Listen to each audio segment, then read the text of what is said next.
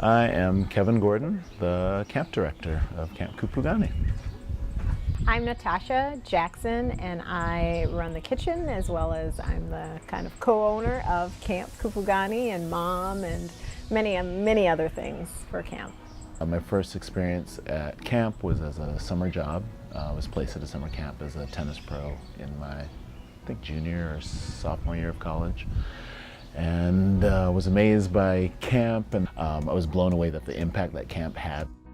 You know, I'm a teacher. Right now I'm going to be in a kindergarten classroom, but I've taught K through third grade, and fourth and fifth. That's a lot of fun.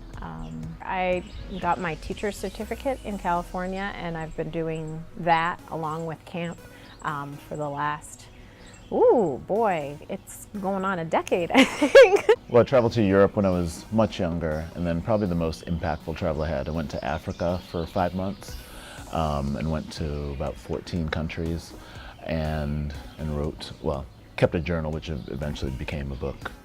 That was probably the most informative travel I've ever had, because I got to see both amazing beauty of places and people, and got to see profound struggles of places and people. And so from that, I kind of left that with wow, I have to do something. You have to live a meaningful life where kind of every day you can impact someone positively.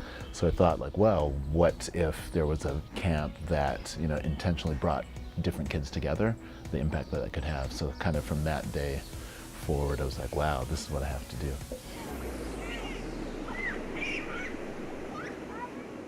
So there's a lot of stuff that we do intentionally to get kids thinking about things that they might not necessarily, whether it's empowerment type issues or girl power type issues or identity or diversity type issues.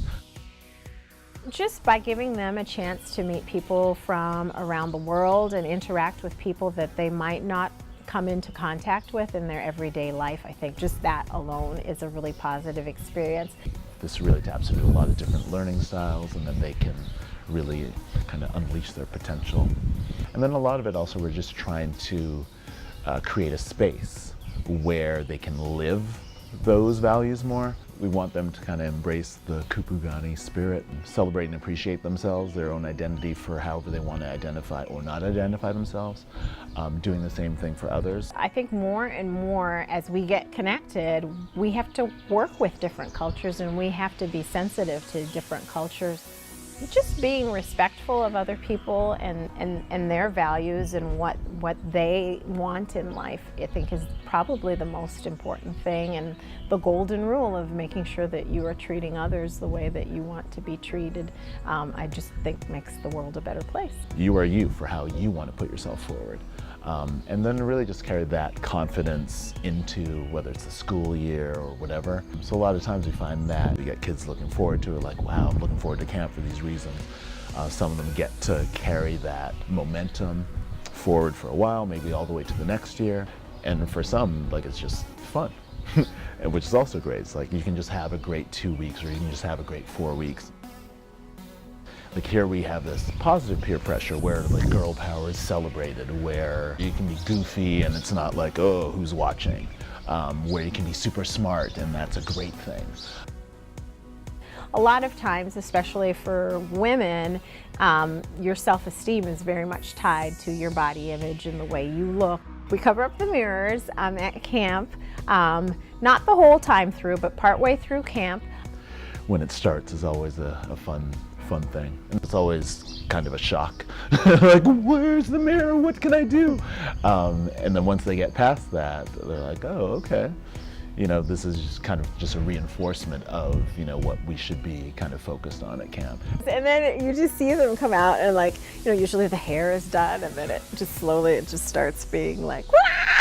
So it's cool. It's really cool to see the change that happens.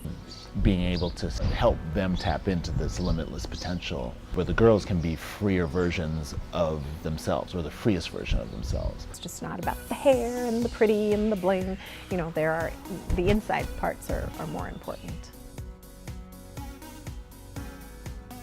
Nature is something that really is missing from our lives, the way that we live in cities. There's There's just not enough nature, and it's an important connection. They arrive very timid. Sometimes it's their first camp experience, and by the time most of them leave, they're like, I don't want to go, this is so awesome. So I like that.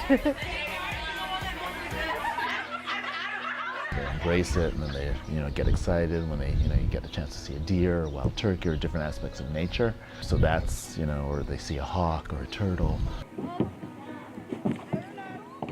My favorite activity at camp, I would say dam jumping is awesome.